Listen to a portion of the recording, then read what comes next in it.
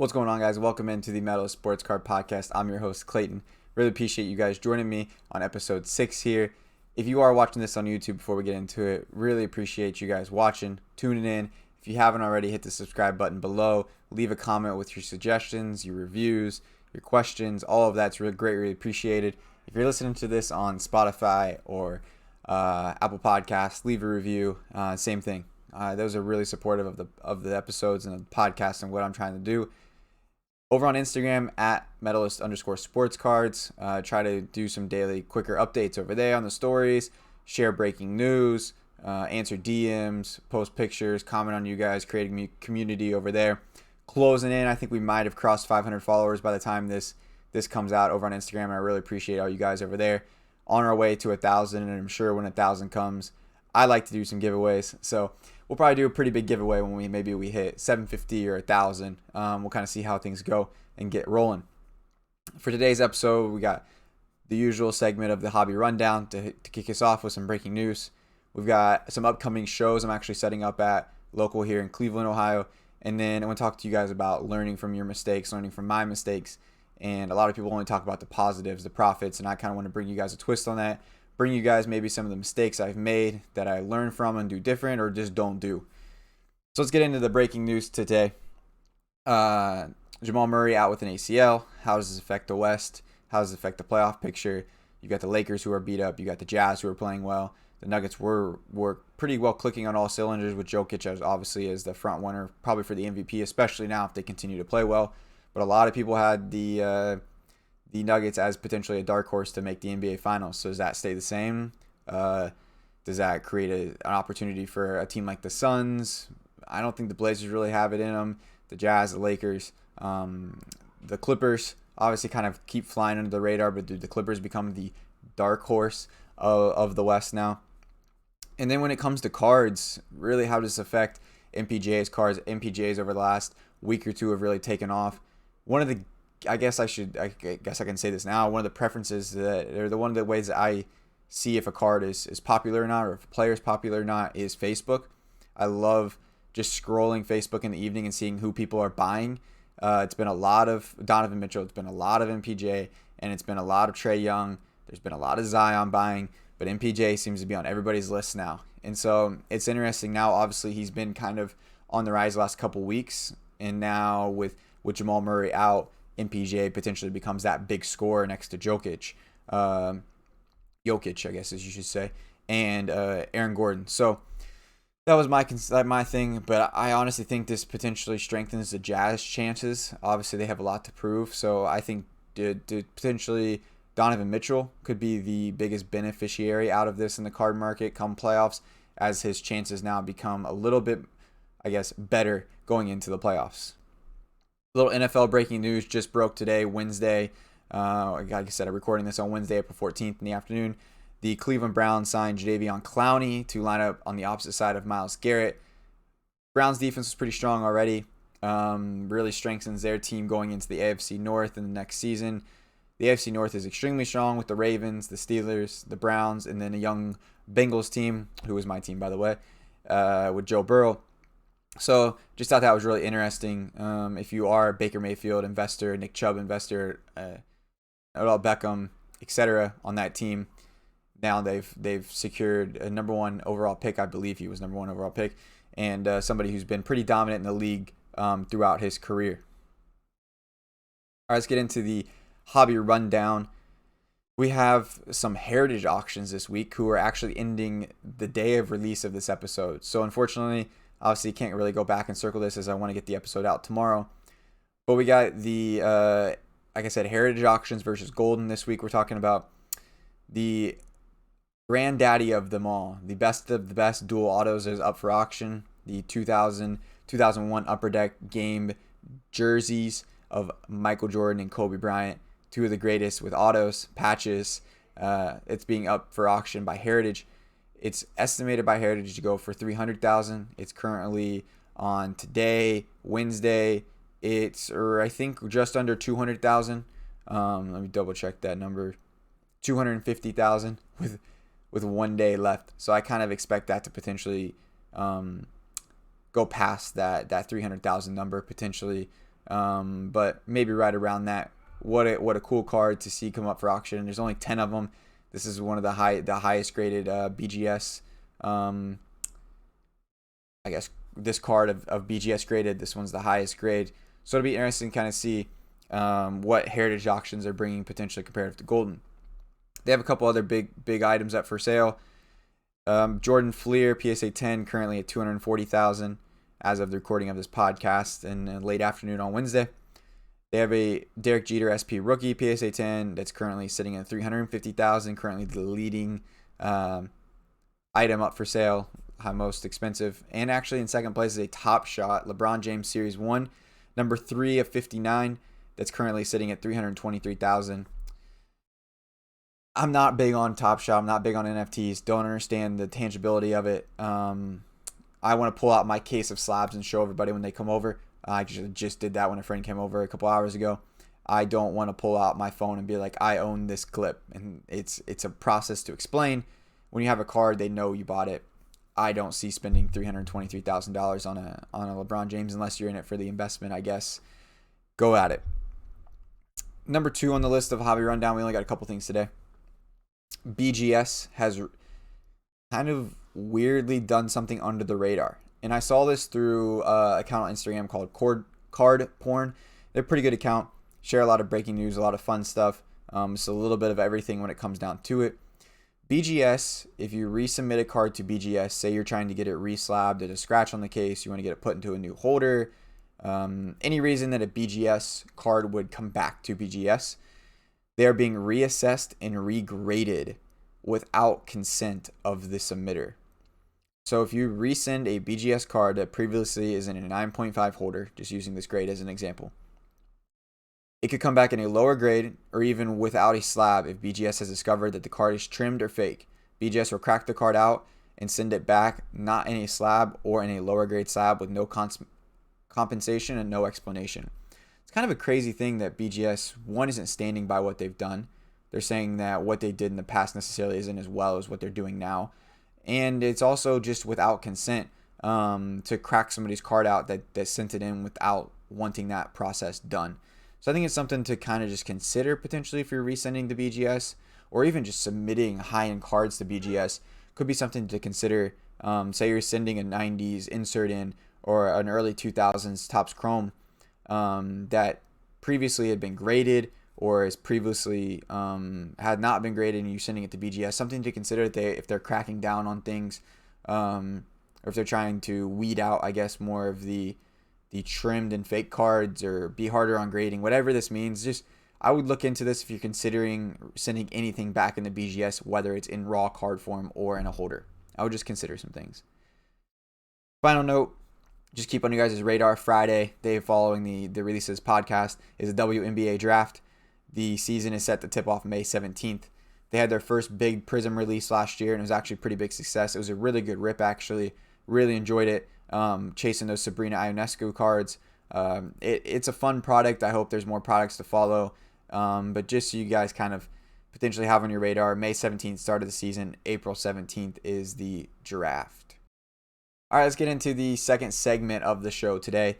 We're going to talk about the two card shows I'm setting up at. The first card show is on Saturday in Canton, Ohio, which is actually south of Akron, which is south of Cleveland, where I live. The Rated Rips Canton Collectors Show, which is put on and sponsored and kind of organized by Rated Rips on Instagram. Great breaker, local Ohio, Northeast Ohio guy. Really good people. It's a really funny story, actually, about how I discovered Rated Rips, and I'll talk about that here. So I was getting ready for the Dallas show. I stumbled upon Rated Rips' page prior to Dallas, I'd say a week or two. Saw they were actually from Northeast Ohio, and I thought it was really cool. I was like, wow, this is a pretty big account and pretty big breaker for me not to have noticed them before on Instagram. And so I started following them. I don't get into many breaks anymore. I was on a very addictive breaking couple weeks for a while last fall, and I've really backed out of breaks, and I try not to watch many breaks live because I know that I want to get into them. So I've backed myself out of watching breaks, but I was watching his breaks on and off and just getting into them and kind of just seeing how they worked, etc. And then I saw how they were part of the giant trade down in Dallas, how that was part of their business circle, their interactions there. Dallas came back and connected with them through Instagram about setting up a table at their show this weekend, and have just really hit it off with Mike there at Rated Rips. Super excited about the show on Saturday. For sure going to be circling around next week, giving you guys a rundown. They're expecting 75 tables on Saturday. It's in a Holiday Inn, so it's supposed to be a really nice show. I've seen some of the collector spotlights, which is a really cool thing they're doing. Is they're allowing the dealers who are coming to submit answers to questions, submit pictures, and kind of spotlight different dealers who are coming to the show. And they're doing a great job of promoting the show through Instagram and growing a following to it. And I'm super excited about this show, where it potentially could go. Obviously, love having a show in my backyard that's less than an hour drive versus having to maybe hop on a plane and fly to Dallas a couple times a year. Makes it a little bit more convenient. I'm actually setting up at a second show on Sunday. I messaged the person who runs the show and asked him how many tables. He got back to me, said 90 tables he'll have set up on Sunday at a show in Strongsville, Ohio, which is south, I guess, west of Cleveland, just about 30 minutes. I was actually set up at this show in October, and did really, really well back when I didn't have much inventory, especially slabs. My inventory was much more on the raw side and the wax side, and I sold a lot of mid to low end stuff at this show, and it flew out of my boxes, flew out of my showcases. Didn't sell much high end stuff, and had one of my better shows of the fall that I set up at. So I'm super excited about that one on Sunday. Super excited about meeting people in the area between these two shows. Kind of the thrill of leaving my house at 6 a.m. on Saturday, getting home after lunch, repacking it Saturday night, and doing it again on Sunday morning. I'm super excited.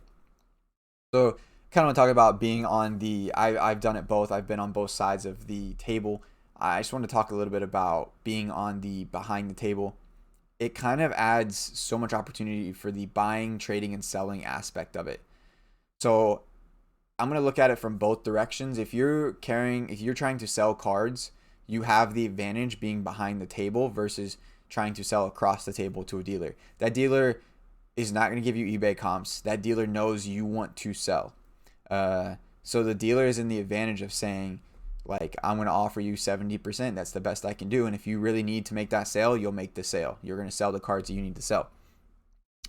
Same thing with kind of the trading aspect. You kind of have the advantage being on the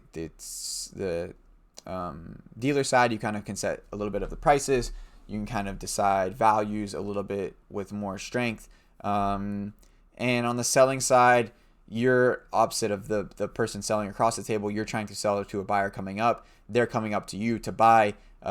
You set your prices. You set your things. You can accept offers. But I try to be very fair. I don't, we can talk about this more. I have this one of my mistakes. I don't like to nickel and dime people. If I have a card listed for a listing price, I have it listed slightly above what I would accept. I feel like that person got a deal. One thing that I do is I do price every single card except for my dollar boxes, which are still, I guess, priced in per rows. And I price every single card either slightly above what I paid or what I'll accept, slightly above eBay comps if I'm trying to get eBay comps out of it. So let's say I would sell the card for $100. Depending on the card, depending on where it's at, I would put anywhere from $110 to $115, knowing that I would accept $100 or even $95 on that card. I do that just kind of knowing I put 10-15% on top of that sticker price, just as a kind of a way to negotiate, a way to create a camaraderie with the person, to have a conversation, as well as get the card sold for maximum profit for me or a good deal for the buyer. So again, super excited because 2 big shows in my backyard, back-to-back days on the same weekend. It's gonna be super exciting to meet like-minded people who are excited about the hobby, people who are invested similar to me in the hobby in Northeast Ohio, potentially create some relationships going forward, as I'd love to do more buying and selling. So like I said, today's Wednesday. I got the show Saturday and Sunday. I'm probably going to go check out 2 local card shops tomorrow down closer to Akron. Maybe get a couple more pickups for the weekend. I visited out one of one card shop out in Strongsville. Check them out on Instagram. They do some great breaks as well and have some great Instagram sales. That's how I connected with them for the first time. saw an Instagram sale, knew they were in Strongsville, bought some cards, went in, and ended up making some trades and deals with them last week. For those, check out my Instagram. I'm posting those up tomorrow. Hopefully, throwing up some Instagram posts tomorrow about some trades I made. But gonna maybe pick up some more inventory, a few more little things, maybe a couple boxes, etc. for the shows. But otherwise, I'm pretty ready to go. I ordered the clear acrylic, stands for 8.5 by 11 pieces of paper in the fall when I was doing shows. Those worked great to be able to say what prices dollar boxes were to promote my brand as far as social media, etc. I also price, like I said, everything, even in the individually priced box of singles, is all priced. I try to be very transparent with where things are at so there's no confusion. I use a tablecloth to bring attention to my table versus other tables. I put felt in the bottom of my boxes to be able to make those stand out and pop, and the cards in there and the cards in there stand out. So I try to do stuff that creates an experience for the buyer, and they want to come to my table. They want to choose my table over other tables. So if you are setting up at a show, make sure you do create that branding. You do create that atmosphere. You're personable. You're respectful. You say hi. You start a conversation. I have packs for kids of base cards, a couple base rookies thrown together of football, basketball, baseball, and WNBA for kids, boys and girls who come and want to potentially get a free pack as they go through some of my boxes and cards at my table. So I'm interested to see how the weekend turns out. I'll loop back around with you guys next week on the show and kind of let you know how it goes, some of my pluses and minuses of the weekend. And for now, just check it out on Instagram. If you are in Northeast Ohio area, you might as well check out either or both shows, especially the show Saturday. It's going to be a lot of fun. The final big piece of today's episode, the main topic of it, is just what I'm going to call learning from your mistakes. So some of these mistakes I've made, I will never make again, and I've changed the way I do things, or I made a mistake and will never just do it again because it was a mistake. So I'm going to be honest with you, actually, some of these I just read the first one on my page, and I've made this mistake time after time after time again, and I'm getting better. But it is something that I like to call buying when you're bored, or buying because you're bored. You're sitting at night, we all know that feeling. You're scrolling through eBay, you're scrolling through Instagram, and you see a deal and you want to buy it. You're scrolling through Facebook, you message a person, you think it's a great deal, you make the buy, you get the card, you're super excited, and then you open up the card out in the mail. You take a second to realize what you did, and you're like, shoot.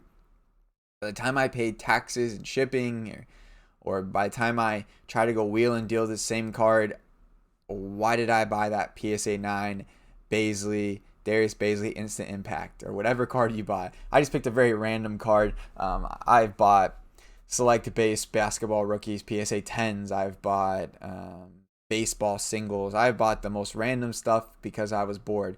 And now I've been some of the cards I bought last summer, some of the singles that I have in my boxes, that every time I set up at a show or try to sell, the price just gradually decreases because I'm just like, these are just sitting in my box and I don't appreciate them. I just need to sell them.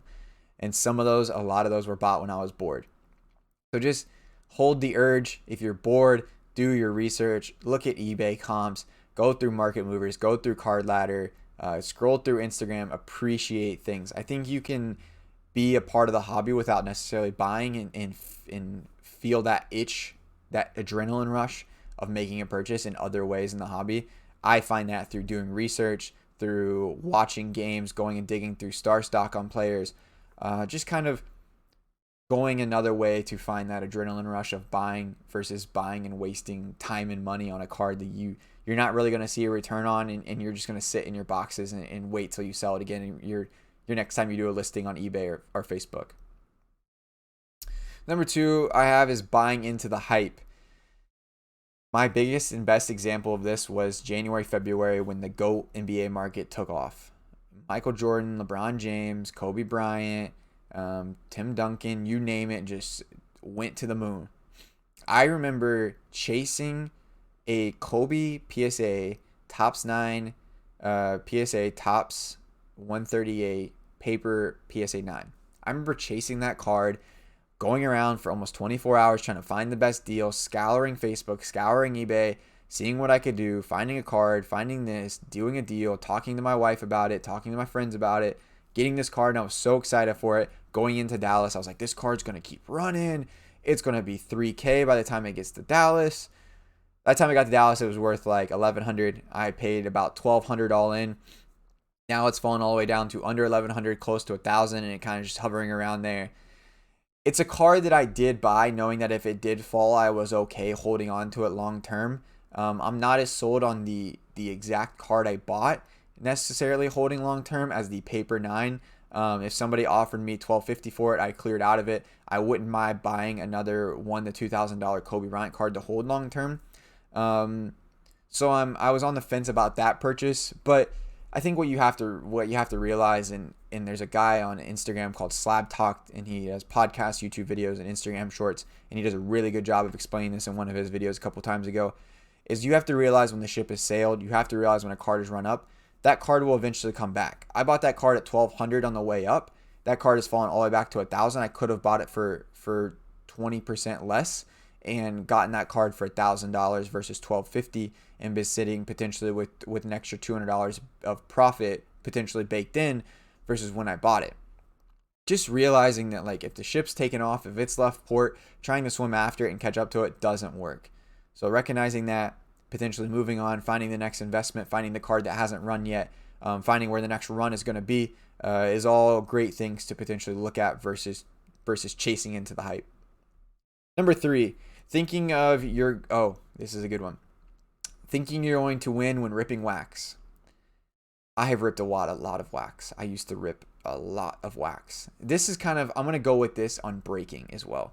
Ripping wax and breaking go hand in hand.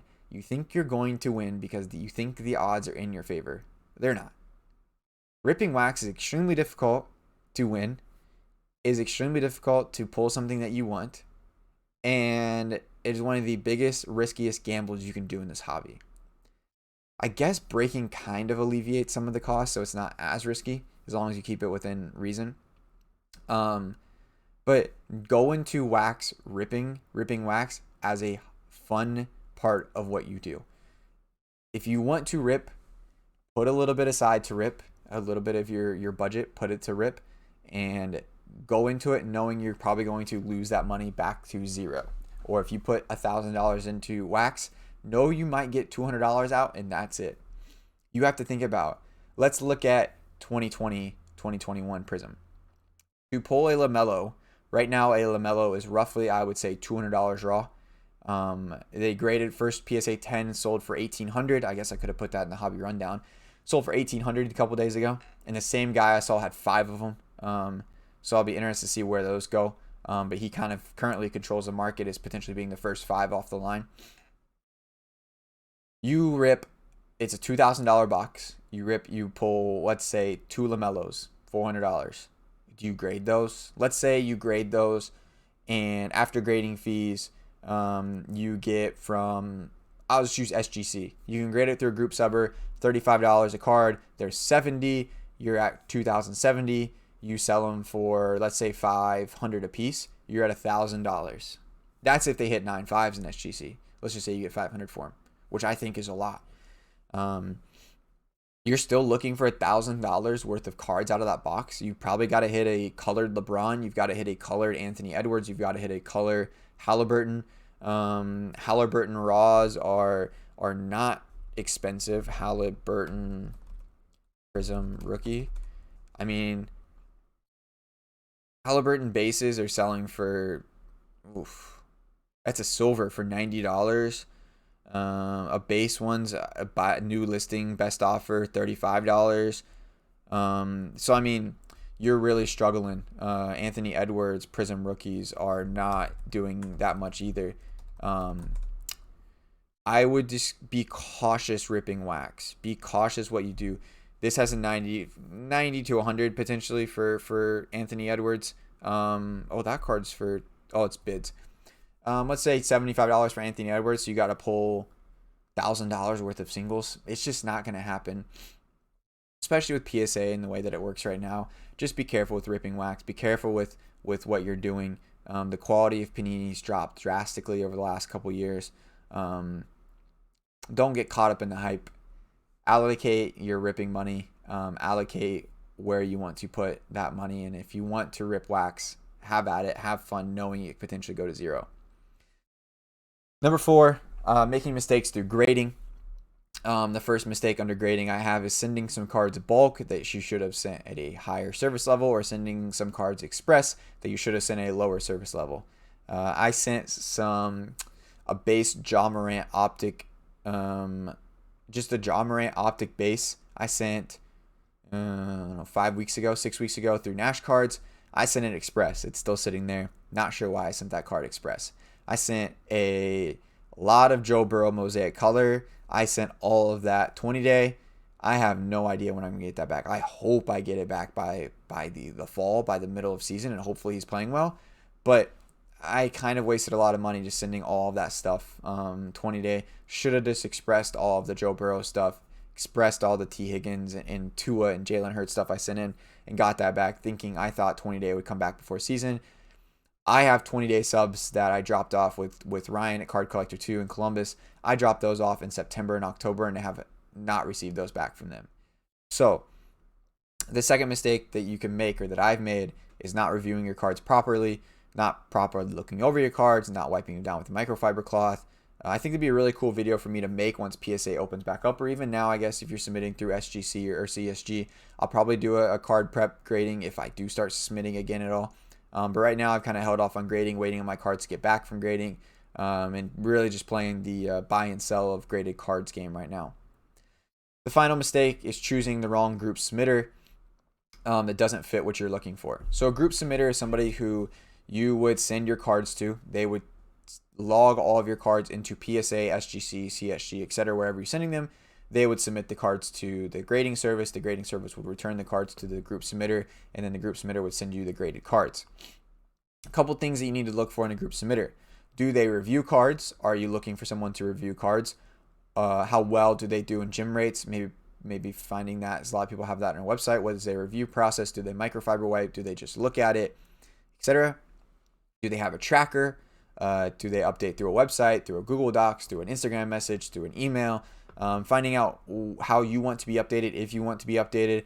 I will say that's the one thing that I kind of, dislike about Card Collector 2 submission process is there's no tracker. With Nash cards, I get a text message whenever my cards are received by Nash, when they are sent to PSA, when they are received by PSA, and when they're sent to grading by PSA, when the grades pop, when they're ready to be shipped, and when they're shipped. All of those become text messages. There's no messaging them, asking them where my cards are at. It's all done, viewed online. The final thing you have to look at is whether you want to pay up front or pay at the end. Some group submitters will collect payment when the grades are popped. Some group submitters select payment require payment when you submit them to them. Some require it or make you pay extra if you wait versus to the end versus the beginning. Just look at what you want to do. If you want to put that cost at the end, Ryan in Columbus creates your money at the front. So I'm sitting with two pretty large 20-day submissions. The money has been paid in September and October. Haven't seen that money, but these Nash cards I have will be paid at the end when the grades pop. Number 5, we're halfway through the mistakes thing. This is kind of fun. I like this. Buying collegiate cards.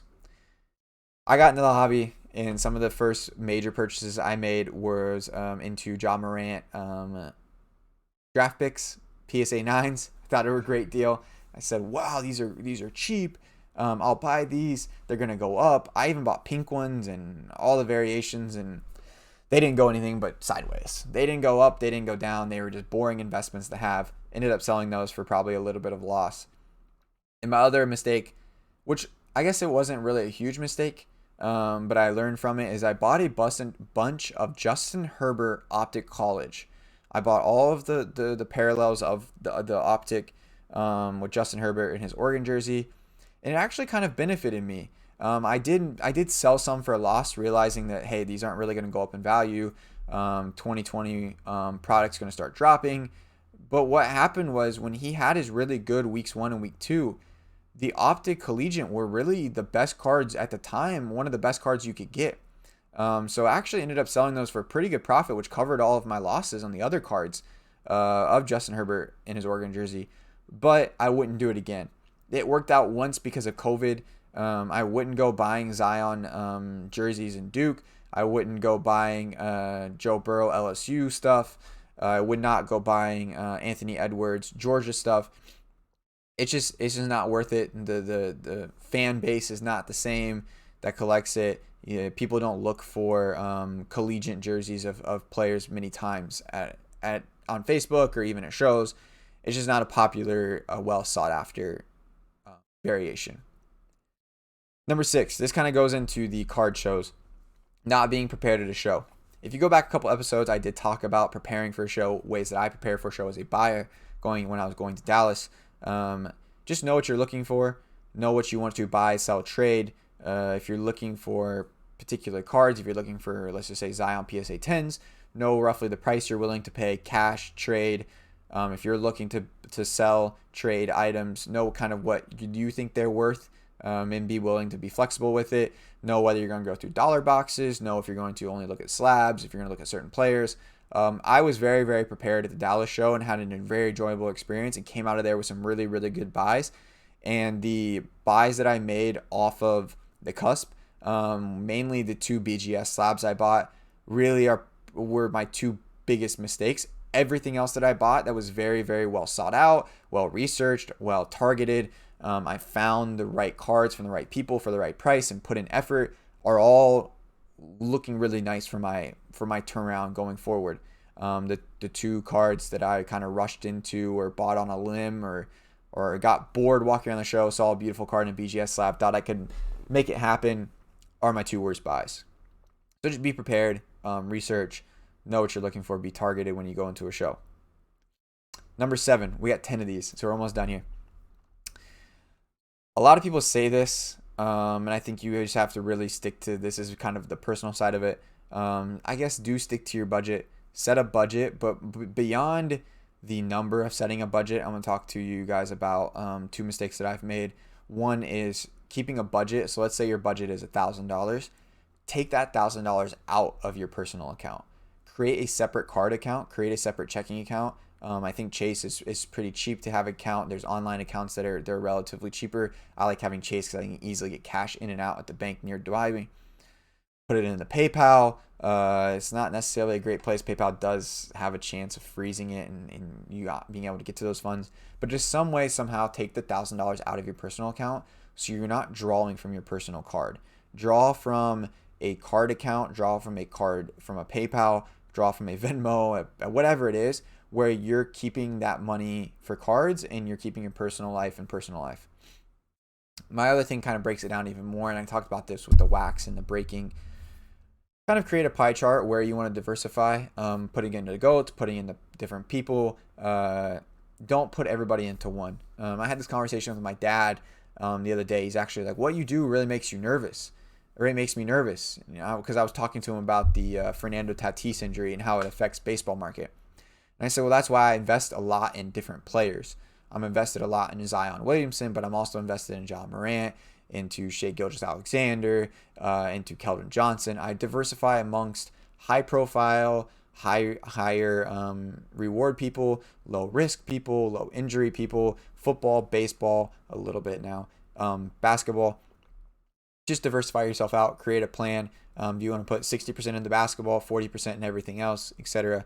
I would just create kind of that, just like you do in your retirement portfolio, create a portfolio, create an allocation to each. Number 8, cracking. This isn't necessarily a mistake, but it could be a mistake or a risk if you don't do it the right way. A lot of people are talking about cracking BGS slabs sitting in the PSA. It's kind of become a phenomenon in the hobby recently. You find BGS 9.5 cards, you hoping they cross to 10s, you send them in, and you see what happens. I actually did it with a Dame Lillard Prism rookie card when they were selling BGS cards. You could get them for closer to 500. Now they're closer to 1,000, which I wish I just would have kept the BGS 9.5. But I've cracked that. That's waiting at PSA on a grade. That's my next card to pop probably for a grade. But it can drastically backfire. Realizing that this is a big risk. Realizing that if it comes back a 9 or an 8 or even a 7 or even a not being able to grade, ungradable, it can be a financial loss straight out the gate. So just be prepared, knowing what you're grading. And the ways to kind of prepare yourself is getting cards that if they come back in a 9, you're at least hopefully breaking even, or you're even still making money at a 9. That's one way to look at it. The other way is just to properly examine that card. Find somebody with good pictures, buy the card in person, ask the person selling the card, get the card, really examine it before you crack it out, before you send it in, properly looking over the corners, the edges. Don't just send off an off-centered card and just hope it's going to hit a 10 or a 9. If it's off-centered, it's probably not worth your time. Find another BGS 9.5, crack that one and send it in, or don't crack that card at all if you can't find a good crossover match. Number 9. This goes, I touched on this earlier. Trying to squeeze every ounce of dollar profit when you're trying to sell a card and you're still actually making money. So I use this as an example. I used to try to do this, and now I'm a lot better at this, and it makes the selling process more enjoyable. For example, I'm going to say you have a $300 card, what it's worth now. You have paid $180 for the card. You have somebody on Facebook who offers you $290, but you feel like your $300 price is extremely fair, and that's what you wanted to get for the card. You kind of have a little back and forth. You get to have a conversation with the person, and eventually you sell them the card for $290. What this does is it locks in your profit still. It gives them a chance to potentially lock in a little bit of room in their card. They get an extra $10 out of it. And in the end, that $10 is unearned profit for you. You never had a card. You never had $300 and you lost $10. You only had $180 of negative value, and you sold it for $290. You still are clearing $110 versus $120. I know it can make a difference at 10%, but that person is going to potentially come back to you. You're going to feel good about that transaction with that person. That person's going to feel good about the transaction with you. And now you can potentially make another transaction with them and be like, hey, last time I sold you that $300 card for $290, take my $500 offer I'm making on your card, or take this card for $500 that I'm trying to sell for versus selling it for $475. So there is a little bit of a give and take with that. Be fair to people, be respectful, and kind of enjoy the selling process a lot more this way. Final number 10, and I'm super excited about sharing this one with you guys because I've had this struggle before.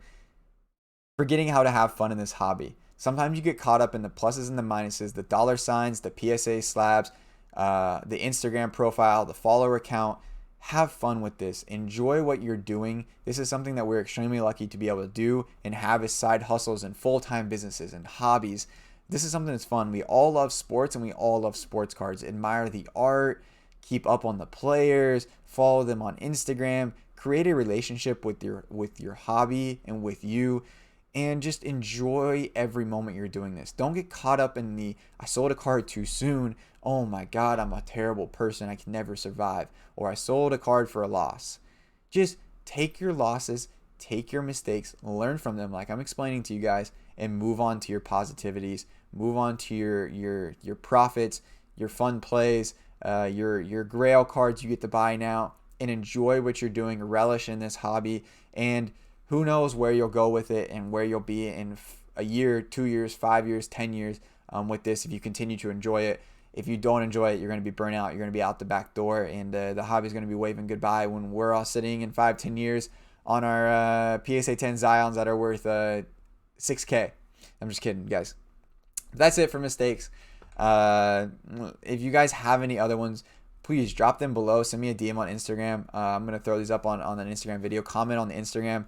I'd love to hear what you guys have to say about your mistakes, what you guys have learned in the hobby, things you've done, things you don't do anymore, things you do different now. It's something that I think a lot of people avoid or don't talk about because they think it'll get a bad image. These are all mistakes pretty much I've made. I think I've made every one of these mistakes looking back on them to some extent. So I'm being very open with you guys and want to be very open with you guys as we go through this. So final segment of the show, the hobby calendar. On today, Wednesday, we had two big releases, not basketball. We had Panini Origins Basketball 2020-2021. That box is a 7-card pack. Each contained 2 hits, 2 parallels. I love Origins football. Not as big on Origins basketball. I think the low numbered boxes I enjoy ripping for football more than basketball. But this could be a lot of fun. There's booklets. There's on-card signatures. And currently on eBay, it's selling for just under $450. $400 you can get it for right here. Origins basketball sealed. $400. Buy it now. If you do buy wax, go support your local card shops. If you have one near you, it just makes it a lot better. Find a local card shop online to buy it from. Yeah, you may pay $425 for that box, but it's a lot of fun. The other product that released today on Wednesday, 2020 Panini National Treasures Football. So we got the premier product across all sports and national treasures, 3 memorabilia cards, a base or insert, and a base or insert parallel.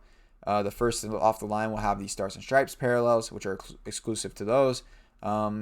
Rookie patch autos, hard signed signatures, and cards numbered to 99 or less. These are selling for just under $4,000, right at $4,000. So it's a big boy box. It's the go-to high-end product currently. But we finally have the Joe Burrows, the Justin Herberts, the Tuas, the Jalen Hurts, the Justin Jefferson National Treasures autos that everybody's been looking for. Those have released. On Friday, we have the Obsidian Soccer. The jet black look returns to the pitch with Panini featuring players from more than 45 teams from around the world, including Messi, Mbappe, and more. Look for 4 autos, memorabilia cards, plus a base card, base parallel, and 1 insert or insert parallel per box on average.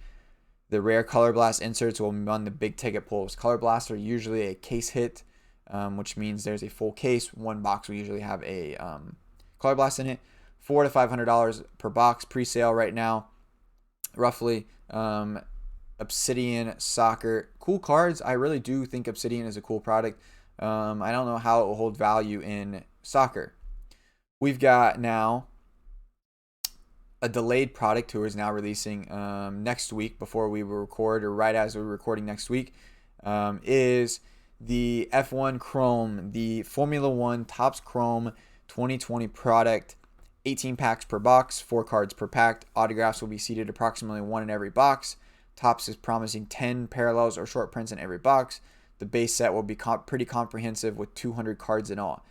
I am interested in this because there are only 20 drivers in Formula One every year, and there's not a lot of turnover of new drivers in Formula One.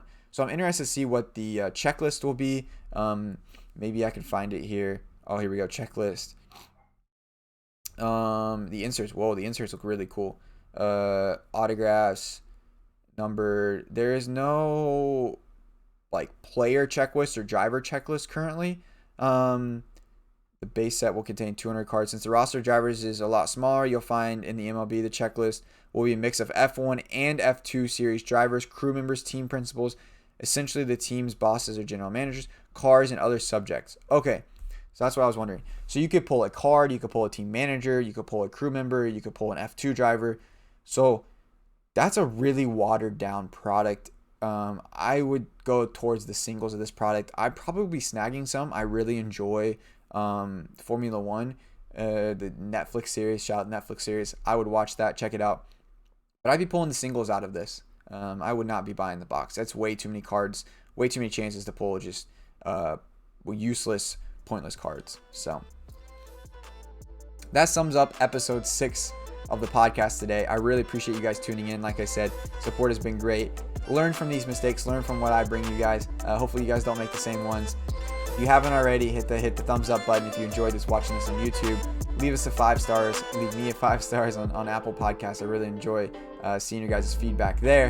And if you haven't already, head on over to Instagram. Get us on our way to 1,000. We've just crossed over 500. Get us on our way to 1,000. Medalist_sports cards over on Instagram. Hit me up with a DM. Leave a comment below. Really appreciate you guys listening to this, and I hope you guys have a great weekend. Wish me luck at the shows. See you guys back here on Thursday. Have a good weekend.